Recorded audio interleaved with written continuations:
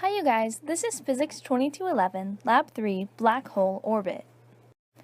In this lab, we are tasked with finding out if we can create a computer model to determine the mass of a black hole when given only the mass of an orbiting star, the star's position data, and the black hole's initial position value, using the momentum principle. After conducting our analysis, we are able to determine that it is possible to calculate the mass of a black hole using the information provided to us within the lab. In this video, we will talk about the fundamental physics principles that will be used in this lab, such as the momentum principle and gravitational force, how these principles are incorporated into the Python code, the final results we get from our Python code, such as generated 3D models and the black hole's mass, and finish with discussion questions.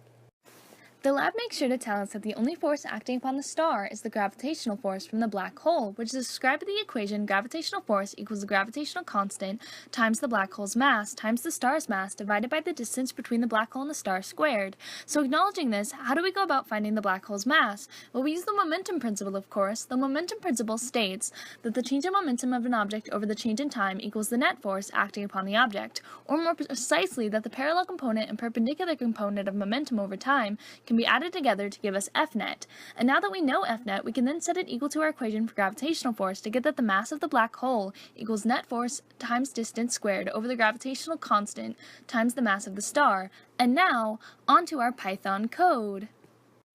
Okay guys, so to quickly go over the Python code we write during this lab. After setting up our system properties and reading in x and y position data from our stardata CSV file, we then use the index position data to calculate initial and final velocities for each of the time intervals. We can use these to calculate values for initial and final momentum by multiplying the star's given mass by the velocity values.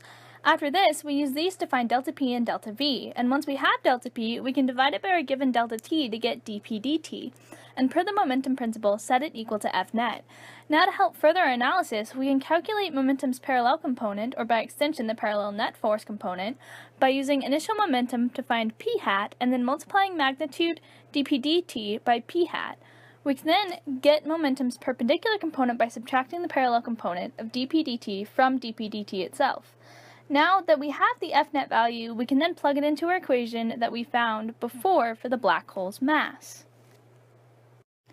Okay guys, so now I'm just going to show you what happens when we run our code in Python. So when we run the code, we get two windows that pop up, and the first window is tracking the star's position as it moves around the black hole's mass, and we have arrows that come up that represent Fnet perpendicular, Fnet parallel, and Fnet total.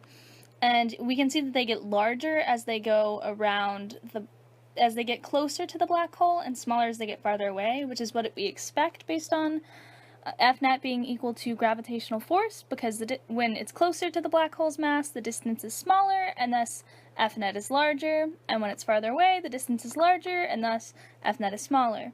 And then we also get a window with a lot of values that come up, and these are just our delta t values, our Fnet value, our distance value, and our final mass value. And that's about it.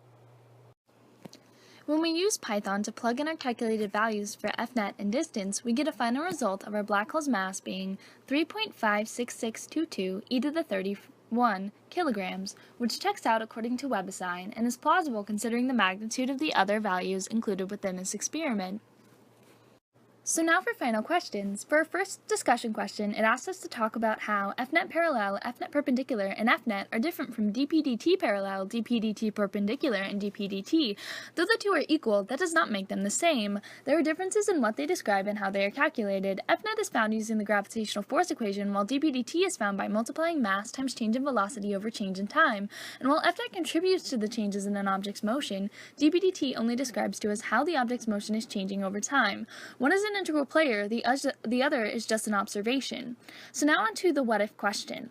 In this lab, we use the motion of the star to calculate the black hole's mass. So if the motion of the star is the same, even though the black hole has changed, that means it and the previous black hole must have identical masses, and thus we would be unable to tell the difference between them.